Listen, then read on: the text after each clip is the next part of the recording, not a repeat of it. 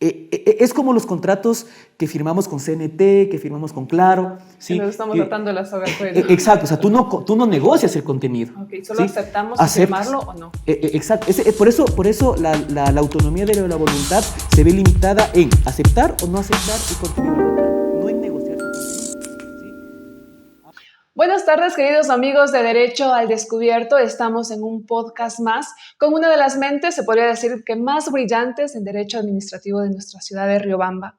Me encuentro aquí con el doctor Paul Centeno. Les voy a leer un poquito del doctor para que después se presente usted mismo. Abogado de los Juzgados de la República por la Universidad Nacional de Chimborazo, con formación en cuarto nivel, como magíster en Derecho y mención en Derecho Administrativo por la Uniandes, Ambato. Magíster en Gestión Pública y especialista en Derecho, mención Abogacía del Estado por el Instituto de Altos Estudios Nacionales. Diplomado en Derecho Administrativo Iberoamericano en España y diplomado en Derecho Disciplinario en Colombia. Autor de libros y artículos científicos a nivel regional. Como podemos ver, es una mente brillante y es para nosotros un honor tenerle aquí al doctor Pablo Centeno. Por favor, bienvenido. Muchísimas gracias, encantado de compartir con ustedes en este espacio. Muchas gracias por la invitación. Creo que todos los eventos, todas las actividades que tengan como finalidad difundir el conocimiento jurídico son muy importantes y necesarios. Sí, especialmente ahorita este tema que vamos a hablar nosotros, que es bastante conocido últimamente, de la acción de protección frente al cese de funciones de funcionarios públicos. Creo que es normal que estamos viendo que con el cambio de autoridades están, por no decirles votándoles, están separándoles de las instituciones públicas, pero creo que debe existir un debido proceso, ¿verdad? Para que no sea ilegal, por así decirlo, y para que no se vulneren los derechos. Así es, mira, nosotros debemos reconocer que la administración pública debe ser administrada desde el enfoque del interés general, no desde el enfoque de los intereses particulares o del gobernante de turno. Desde esa perspectiva, nosotros podemos ver que la contratación de personal no responde a los intereses de la persona que está gobernando en ese momento, sino que realmente deben ser el resultado de un proceso de selección de méritos y oposición. Ese es el principio básico. Si es que las personas entran a una institución que no sea a través de un concurso de méritos y oposición, implica que ojo, la ley lo permite, ¿sí? Pero única y exclusivamente para satisfacer necesidades emergentes, especiales, muy particulares. ¿Qué es lo que se ha venido haciendo? Es que los administradores de turno contratan a su personal con este tipo de figuras jurídicas que son contratos ocasionales o los utilizan a través de los nombramientos provisionales. Y es ahí donde empieza el conflicto. No se hace un proceso desde el inicio de contratación de personal a través de un concurso de méritos, sino utilizan otras figuras para mantenerlos en esos cargos. Pero al hablar de estos contratos ocasionales, podríamos decirlos, hay muchas personas que dicen que un contrato ocasional con una entidad pública o cualquier contrato que se tenga con una entidad pública es un contrato unilateral. Lo he escuchado bastante, de hecho en clases hemos debatido de que cuando el Estado contrata a alguien hay que dejar claro que es un contrato unilateral, o sea, es decir, que el Estado no tiene responsabilidades y cuando él desea puede apartar a la persona de la institución. ¿Esto es correcto? ¿O lo estamos malinterpretando las entidades públicas? Sí, yo creo que hay una mala interpretación. Lo que pasa es que, a ver, nosotros cuando estamos hablando de las actuaciones administrativas reconocemos 5, ¿no? Reconocemos a los actos administrativos, los actos de simple administración, los hechos administrativos, los actos normativos y los contratos administrativos, ¿sí? Los cuatro primeros son unilaterales. El contrato es bilateral. ¿Por qué? Porque interviene más de una persona, ¿sí?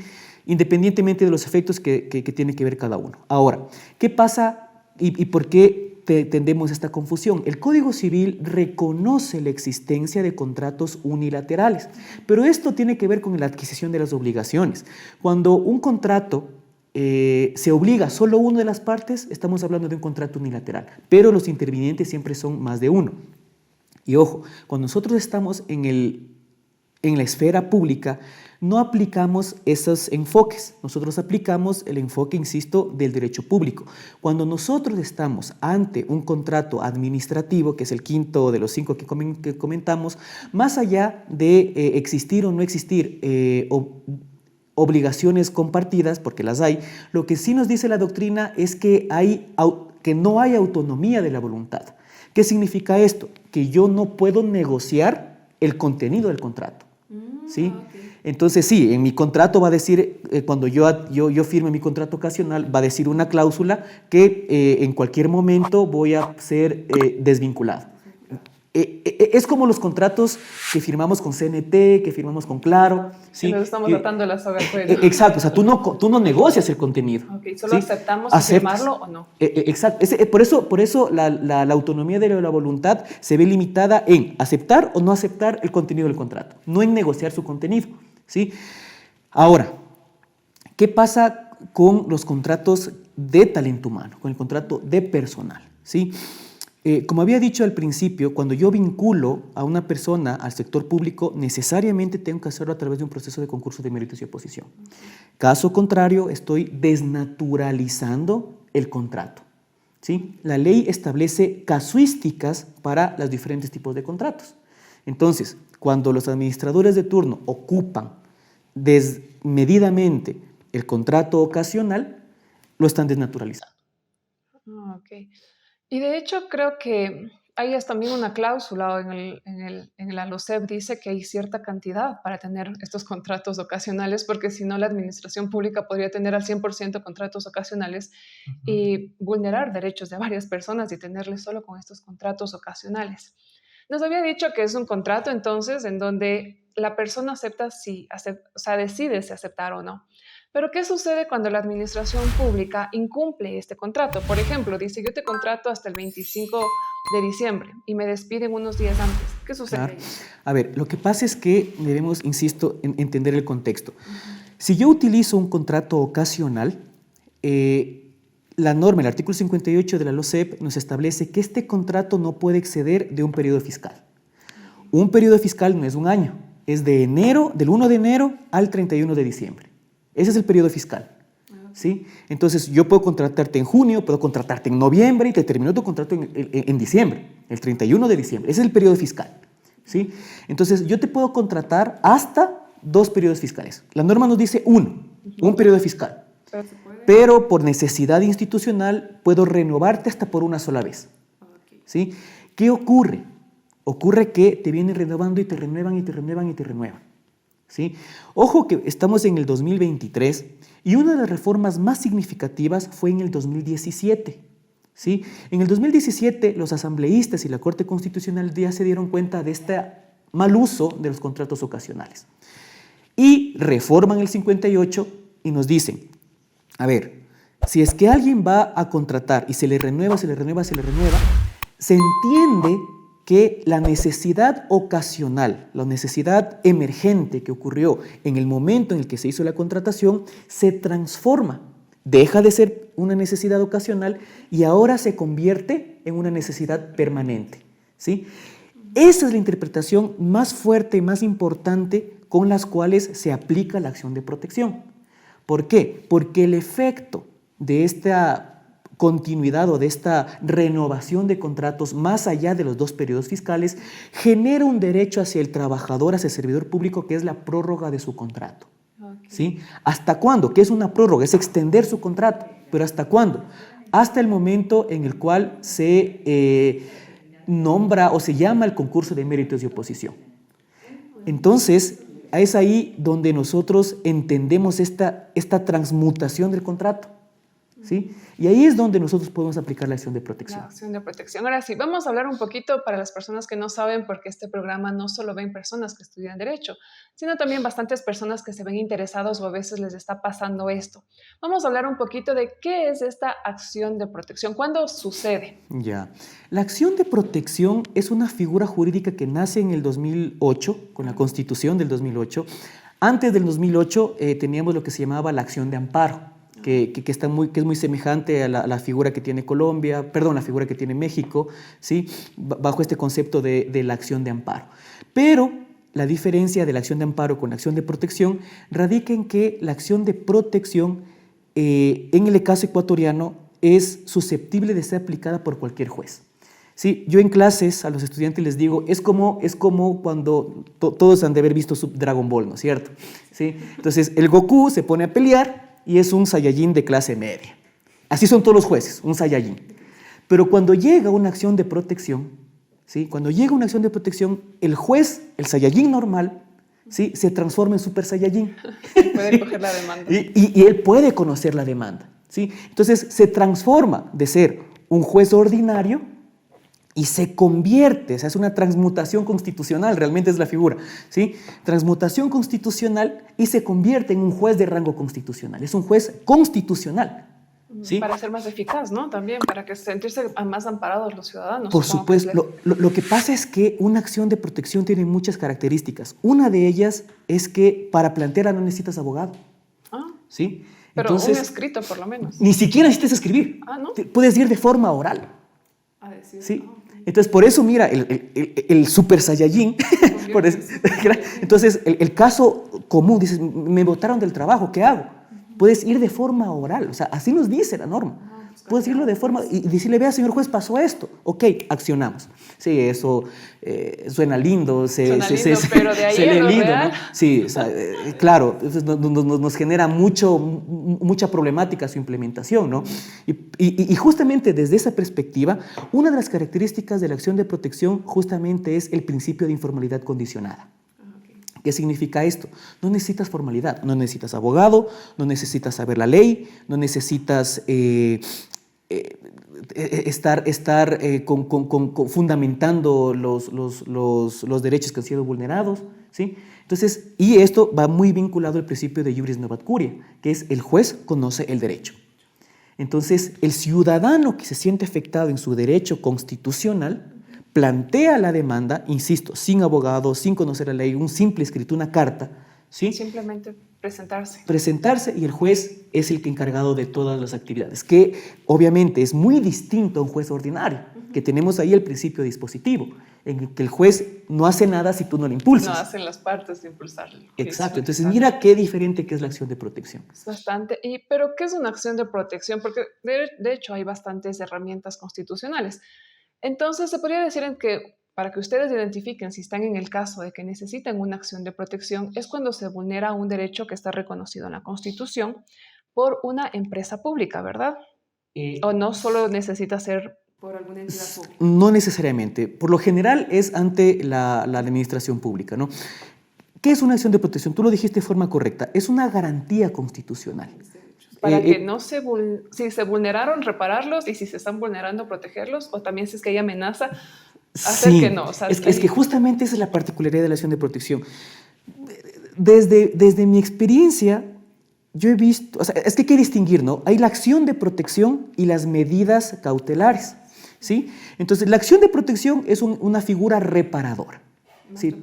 Es reparado. Se dañó se vulneró el derecho, aplico una acción de protección para repararlo. Por eso el concepto de la reparación integral viene desde la medida de satisfacción, la reparación del derecho, las medidas económicas, etcétera, ¿no? Pero una acción de protección también puede ir acompañada de una medida cautelar. Y la medida cautelar tiene dos finalidades: impedir que se vulnere el derecho o prevenir, ¿no? O sea, a ver, por un lado prevengo que se afecte el derecho, o por lo menos suspendo la vulneración del derecho, ¿sí? Entonces, va acompañada. Entonces, la acción de protección dentro de las garantías jurisdiccionales, y una garantía es eso, ¿no? Es como cuando tú firmas una letra de cambio y tienes un garante. Sí, es una garantía. ¿Qué es eso? Es que si es que algo ocurre con tu obligación, con tu derecho, hay alguien que te viene a cuidar, que te viene a respaldar. Sí, y ese es el juez. ¿Sí? Entonces, entender el rol del juez en una acción de protección es fundamental.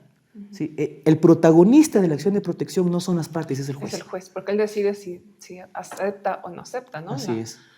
La acción de protección. Bueno, hemos hablado de esta acción de protección. Hablando ya de este tema de la separación o del cese de funcionarios públicos, ¿qué derechos se estarían vulnerando más frecuentemente frente a esto? Ya, hay varios, ¿El ¿no? trabajo, sí. Tal vez? Bueno, creo que el principal es el trabajo. También nos está quitando nuestra estrategia jurídica. Es que sí, reconocen que es un buen abogado y ya van a buscarlo. Porque no creo que es simplemente como yo me despiden y yo voy a ir, porque yo que estoy estudiando Derecho, ni siquiera yo siento que podría presentar una acción de protección sin un abogado que me esté diciendo, tienes que hacer esto o esto, porque lastimosamente, ¿cómo se puede decir? El sistema del Ecuador es muy lento. Y si un abogado no nos asesora para decir, tienes que estar aquí, pero tienes que estarle molestando que te entreguen este escrito, Claro. se hace muy tarde, como decían. Una justicia que llega tarde No es justicia. no es justicia. Mira, Entonces, yo tuve una acción de protección que duró 1 año y medio. O sea, ¿y eso es por qué? terrible. Eso es Un año. terrible. 1 año y ¿Sí? medio una persona sin trabajo y en ver No, qué tal. fueron 8 años sin trabajo hasta que se dio cuenta que ha sido una vulneración constitucional, se animó a demandar y el juicio duró 1 año y medio. O sea, fueron 9 años y medio. No prescribe. Ah, eso es interesantísimo. No, porque los derechos constitucionales son irrenunciables, imprescriptibles, inalienables. Entonces, puedes presentar la acción de protección en cualquier momento. No hay una temporalidad establecida en la norma. Eso también es un requisito importante. ¿Cuáles son los derechos que se vulneran? A ver, en este caso de cesación de funciones, nosotros, particularmente como dentro del despacho de Centeno Firma de Abogados, identificamos los siguientes. Identificamos seguridad jurídica, ¿sí? La seguridad jurídica tiene varios componentes, ¿no? El 82 de la Constitución nos habla de la norma previa, pública, clara y aplicable. ¿Sí? Esas son las categorías de la seguridad jurídica. Entonces, cuando nosotros aplicamos una acción de protección por cese de funciones, nos vamos por la categoría de la aplicabilidad. ¿Sí? ¿Por qué? Porque aplican de forma indebida el artículo 58. ¿Sí? Okay, entonces, el artículo 58 tiene un montón de incisos, ¿no? Sí, entonces, ¿qué hace la administración pública? Se coge una partecita que le conviene. Y le entiende como ellos quieren. Y no usan la razonabilidad y hacen sus propios análisis de la norma cuando no debería ser así. Exacto. Entonces, ese es un derecho, ¿no? Tú acabas de utilizar otra que se llama el debido proceso dentro de la garantía de motivación. Si es que yo decido notificarte con la terminación de la relación laboral, ese es un acto administrativo. Entonces, el acto administrativo, de forma esencial, uno de sus requisitos de validez es la motivación. ¿Sí? Y el artículo 100 del COA nos establece 3 elementos. Exacto, nos establece 3 elementos para la adecuada o la debida motivación. La anunciación de los hechos relevantes, la explicación de la pertinencia de los hechos a la norma y la explicación de este nexo causal. O sea que no basta solo con coger y poner. Es que eso es lo que hace. Exacto, mira, por eso eso es lo que hacen, ¿no? En base al artículo 58, numeral 1, que dice que el artículo... y muchas gracias. Y no explican el por qué. Y no te explican, ¿sí? Entonces, ahí vemos un segundo derecho constitucional vulnerado, que es el del debido proceso en la garantía de la motivación, ¿sí? Hay uno, y eso es exclusivo de nuestra firma, vamos a hacerlo público contigo, ¿sí? Que esa es una actividad que le hemos hecho nosotros, ¿no? Realmente hay un derecho constitucional que habla del trámite legalmente previsto, ¿sí? Nos dice la Corte Constitucional, perdón, la Constitución, que nadie puede ser juzgado administrativo o civilmente si no es por su juez natural y siguiendo el procedimiento previamente establecido. Entonces, esta categoría del trámite el trámite previsto va muy vinculado a la seguridad jurídica, pero es otro derecho constitucional porque hay un flujo, hay un procedimiento que seguir, ¿sí? ¿Cuál es el procedimiento que se debe seguir para desvincular a una persona que tiene un contrato ocasional más allá de 2 años? ¿Sí? El procedimiento es simple, tiene que llamar a un concurso de méritos y oposición. Si no convocan al concurso de méritos y oposición, no se está cumpliendo el trámite legalmente previsto. Porque el artículo 58 es expreso y nos dice cuando la necesidad ocasional se transformó a una necesidad permanente, UAT, o sea, la unidad de talento humano, no los de seguridad, no los policías, la UAT tiene que convocar a un concurso de méritos y oposición y prorrogará el contrato. Está clarísimo, o sea, no hay que inventarse el agua tibia. ¿Sí? Entonces, está establecido el procedimiento, pero no, ellos ¿qué hacen? Tú ya lo dijiste, ¿no? En base al artículo 18 del Código... Y cortado eso más. Y te copian la partecita que te conviene y te dice, Dios le pague, haga su paz y salvo, topes, ¿no? Y váyase para el Perú. Entonces, no, así no funciona. Entonces, vamos 3 derechos, ¿no es cierto? Seguridad jurídica, debido proceso en la garantía de motivación, debido proceso en la garantía de, en la trámite legalmente previsto. Y tenemos un cuarto derecho que tiene que ver, ahí sí, con el derecho al trabajo. Pero el derecho al trabajo también tiene dimensiones y la administración pública o la Procuraduría General del Estado, que tiene mejores abogados, con mucho respeto a todos, ¿sí? Ellos ya tienen un manual de patrocinio, ¿sí? Okay. Y nosotros, para poder patrocinar, ya nos leímos el manual. Ya está, así que están más preparados. Hay que conocer al enemigo también, ¿no? ¿Verdad? Entonces, ¿ellos qué utilizan en torno al derecho al trabajo? Dicen, no, es que yo no les estoy coartando la posibilidad de que puedan trabajar. Ellos pueden ir a cualquier otra institución. Trabajar. Y trabajar. O sea, el trabajo está ahí. Vaya y trabaje, no sea vago. Pero debemos nosotros comprender que el derecho al trabajo... y eso también dice, no es que el derecho del trabajo no es absoluto, el derecho al trabajo está vinculado... Sí, es verdad, hay muchos conceptos en ese sentido, ¿sí? Entonces, la ONU establece cuatro categorías o 4 elementos dentro del núcleo esencial del derecho al trabajo. ¿Cuáles son los que nosotros utilizamos? 2, la accesibilidad y la calidad, ¿sí? ¿Qué significa la accesibilidad? Si yo estoy en un trabajo ocasional, ¿sí?, significa que me tienen que dar la opción de acceder a la estabilidad, porque sabemos que el contrato ocasional no me da estabilidad. Entonces si es que me permanecen con 7 contratos, 8 años, renovándome los contratos, yo no estoy siendo... no me están dando la posibilidad de acceder a la estabilidad. Entonces, se está vulnerando el derecho al trabajo en la categoría de accesibilidad y el derecho al trabajo en la categoría de calidad. La Corte Constitucional ya mencionó que mantener a una persona con contratos ocasionales es un trabajo precario. Entonces, mira cómo configuramos todos estos elementos dentro de la acción de protección. Y ahí sí tenemos la certeza de por lo menos 9 de 10 juicios ganados, ¿sí? Y seguro que el que perdimos vamos a apelar y en segunda instancia nos va a ir mejor. Entonces, hay elementos, hay cómo demostrarlo.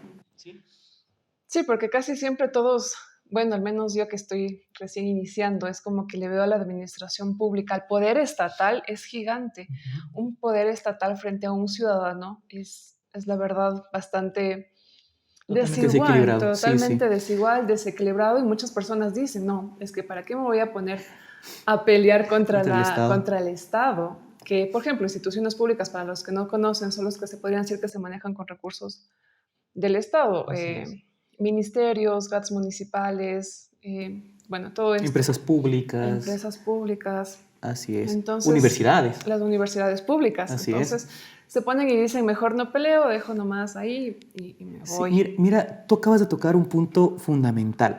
Thomas Hobbes, en su libro El Leviatán, o mejor dicho, le compara al Estado con el Leviatán, ¿no? Que es ese monstruo grandote que tú le cortas una cabeza y salen 2 más, ¿no? Sí. O sea, Thomas Hobbes le compara al Estado con el Leviatán porque sí lo es, ¿sí? Es el ciudadano versus el monstruo, ¿sí? Ahora, una de nuestras eslogan del despacho es que rompas el mito porque el Estado sí pierde juicios. El Estado sí pierde. El Estado sí pierde. No, sí ha perdido muchísimas veces, hasta incluso con la Corte Interamericana ha perdido y varias veces. Entonces realmente en nuestras redes sociales nosotros mantenemos ese llamado a la ciudadanía. A perder el miedo. A perder el miedo, ¿sí? Rompamos el miedo, rompamos el mito, el Estado sí pierde juicios. Entonces, por lo menos nosotros en el despacho llevamos 12 años litigando contra el Estado y realmente vamos adquiriendo esta experiencia, vamos ganando esta experticia de cómo ir litigando contra el Estado, ¿sí? Tú mencionaste, yo en su momento pretendía ser abogado del Estado, ¿no?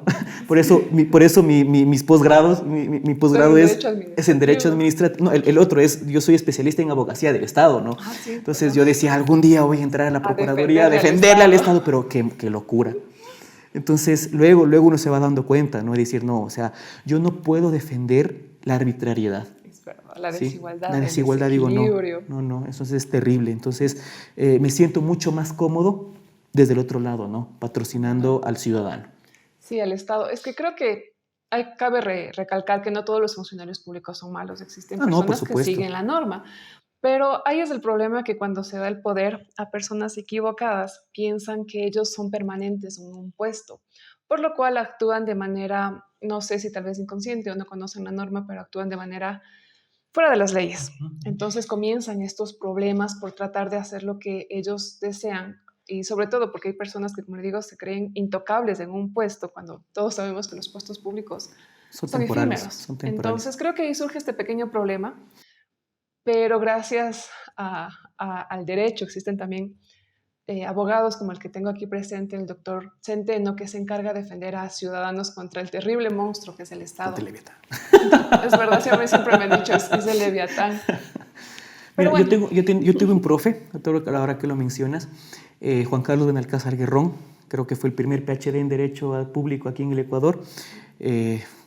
Coincidencialmente en todos los posgrados fue mi profesor. Si es que ve, le mando un saludo. Sí, él en uno de sus seminarios mencionaba la calidad de los jueces contenciosos administrativos que tenemos es el resultado de la calidad de Estado que tenemos.